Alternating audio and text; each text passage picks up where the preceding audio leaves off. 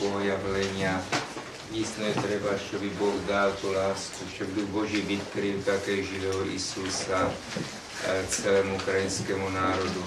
Protože тільки в Ісусові є наша захорона. No, takže my тепер використовуємо час, щоб ми zase se задумали над Божим Словом. A já také, jak kážu, že tільки v Ісусові je naše захорона, ale tam potom vám skážu také ještě takový doslід, jak je možno se modlit takovou tu modlitbu víry, která je v Božím slově ukázaná u proroka Ezechiela. Tak to by bylo pro nás, jak když Bůh dal světlo, že bychom to mohli, že bych to mohl tak předat, aby to bylo opravdu vzducha, aby tam, že by i vy, když se budete modlit, aby to bylo dla vás takový dosvít, skrze který dísno přijde k tomu duchovnému voskresení Ukrajiny. Že by vy byli také takovýma borcama duchovníma na molitvy, který tak jako je srdníky tej zachorony Ukrajiny, ne tільки politiky nebo ty, kteří mají vládu, ale usvědomit si každý z nás, kdo má živou víru, tak má robit dla zachorony národa prostě ten báto. Najděte si ještě teďka do Rimlian 8. hlava, kde začnete čítat 8 od першого стишку по 6 стишок. Нема, Отче, тепер ніякого засуду для тих, що в Христі Ісусі. Бо закон Духа, що дає життя в Христі Ісусі, визволив тебе від закону гріха і смерти. Бо те, що було неможливим для закону, ослабленого тілом, Бог, пославши свого Сина в тілі, схожим на гріховне тіло, ради гріха осудив гріх у тілі, щоб оправдання закону здійснилося на нас, що ходимо не за тілом, а за духом. Бо ті, що живуть за тілом, думають про тілесне, ті, що за духом, про духовне. Бо прагнення тіла веде до смерти, а прагнення духа до життя і миру. Šestý stišok budeme 2 týždny повторяти, budeme si opakovat. 5. і 6. вірш будемо 2 тижні повторювати. A budeme zase nechat působit na sebe to slovo, i když ho plně nechápete. І знову дозволимо, щоб то слово на нас діяло, навіть якщо ми його цілковито не розуміємо. Ale v podstatě každý vnímá, oč tam jde. Але, по суті, кожен усвідомлює, про що тут Ano, йдеться. tady se mluví, že ti, kteří žijí za tělom, думаjí pro tělesné.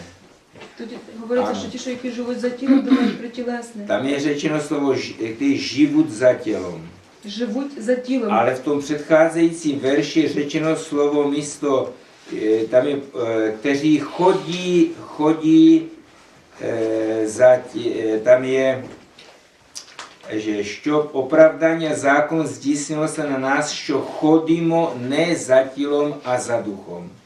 Čili tam je to slovo chodit. Тоді то слово ходимо. A tady je řečeno slovo žít. А в наступному жити. Tak ono má určitou souvislost. Je to jako synonymum v tomto případě. В цьому випадку це як синоніми. Ta vlastně celá ta podstata těch prvních veršů v listě k Římanům Суть перших віршів в листі до римлян ukazuje na Krista. вказують на Христа, Na to naše zakořenění v něm. на наше закорінення в ньому, Skrze živou víru. через живу віру. Protože i požadavky Božího zákona, Тому що вимоги Божого закону i požadavky, bych řekl, evangelia, і вимоги Євангелія je pro nás jako nemožné splnit lidskou silou. неможливо, щоб ми їх виконали людською силою. Či my potřebujeme Boží pomoc Тому ми потребуємо Божу поміч.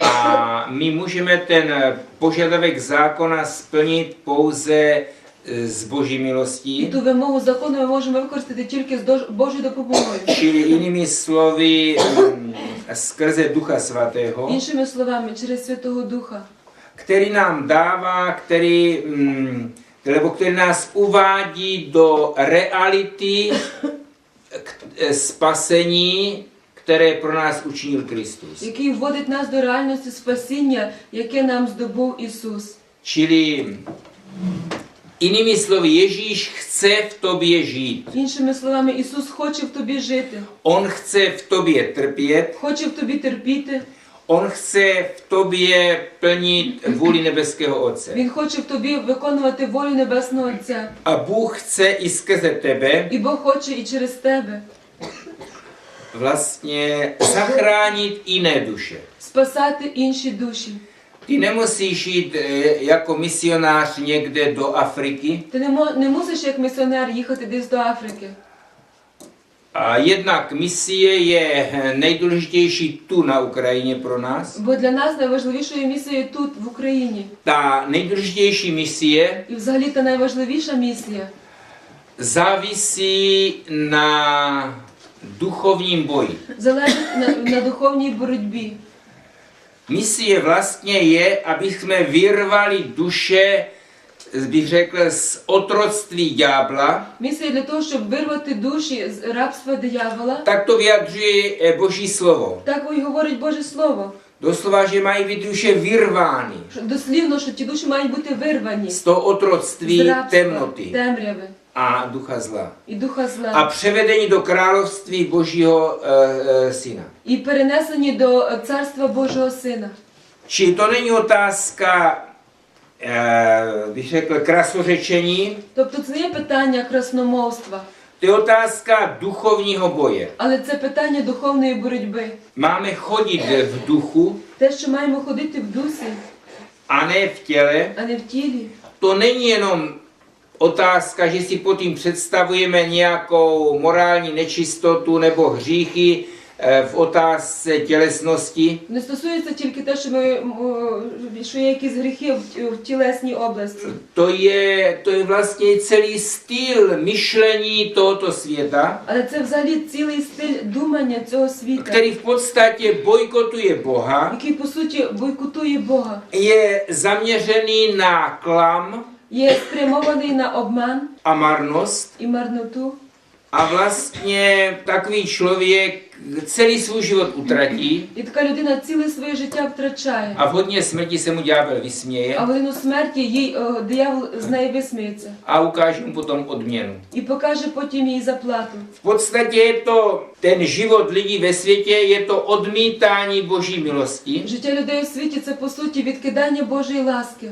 Bůh mluví k těm lidem, Бог говорить до тих людей, ale největším problémem je odpadlická církev а найбільшою проблемою є відпала церква s duchem з Antikrista, духом Антихриста, která prostě vystupuje jakoby, bych řekl, reprezentant Boha яка виступає так, немов би є репрезентантом Бога, a ve skutečnosti vnáší ducha smrti. але насправді вносить духа смерті Skrze současné hereze через сучасні єресі i skrze toho ducha Asížu, і через духа Асижу, to je duch New Age, а це дух Нью-Ейдж, který prakticky likviduje každou misii який практично ліквідує кожну місію a který vlastně likviduje identitu pravdivého křesťanství. і ліквідує ідентичність правдивого християнства.